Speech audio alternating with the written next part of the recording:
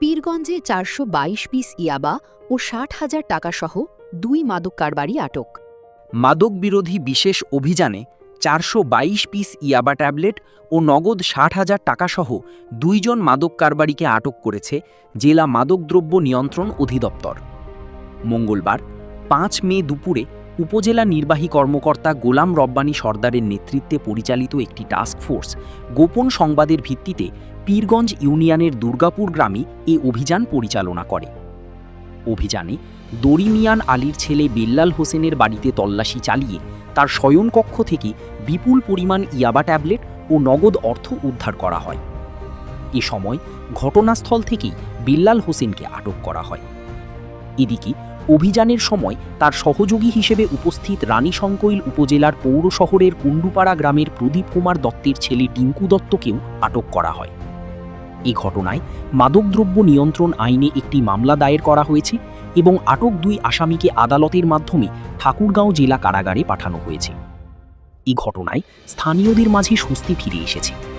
তারা জানান, দীর্ঘদিন ধরে এলাকায় তদন্তের ফল বলতে পারেন, কারণ আমরা ওনাদেরকে ওয়াচে রেখেছি, বিপক্ষে তাদের মুভমেন্ট, তাদের চলাফেরা ইত্যাদি আমরা নিজেদের সার্ভিলেন্সের মধ্যে রেখেছিলাম। সো তারপরে আমরা গোপন গোয়েন্দা তথ্যের ভিত্তিতে আমরা আজকে এই টাস্কফোর্সের অভিযানটা পরিচালনা করা হয়।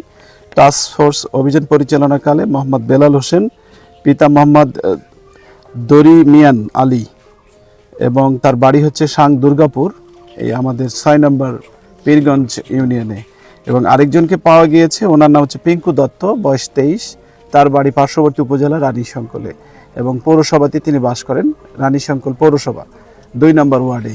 সো এই দুজনের কাছ থেকে আমরা ৪২২ পিস ইয়াবা পেয়েছি। একজনের কাছ থেকে ৪০০ পিস, আরেকজনের কাছ থেকে ২২ পিস, অর্থাৎ আপনার বেলাল হোসেনের কাছে পাওয়া গেছে ৪০০ পিস এবং পিঙ্কু দত্তের কাছে পাওয়া গেছে ২২ পিস, এই আর কি ৪২২ টোটাল, এবং ৬০,০০০ টাকা উদ্ধার করা হয়েছে বেলালের কাছ থেকে। সো এই আমরা এখন নিয়মিত মামলার প্রস্তুতি নিয়েছি, যেহেতু এটা আমাদের মোবাইল কোর্ট এখতিয়ার বহির্ভূত, ফলে এটি নিয়মিত মামলা করার জন্য আমি অফিসার ইনচার্জ পীরগঞ্জ থানাকে একটা আদেশ দেব, তারা নিয়মিত মামলার ব্যবস্থা করবে, এবং আমরা এই ধৃত আসামিকে এখন পুলিশের মাধ্যমে কোর্টে পাঠাবো এবং কোর্ট থেকে জেলখানায় পাঠানো হবে। তার বাড়ি থেকে উদ্ধার হলো? এটা তার বাড়ি থেকে উদ্ধার করা হয়েছে। অন্য কিছু আনুষঙ্গিক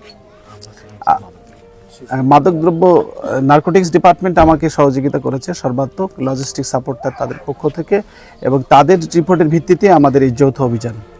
ঠিক আছে, ধন্যবাদ।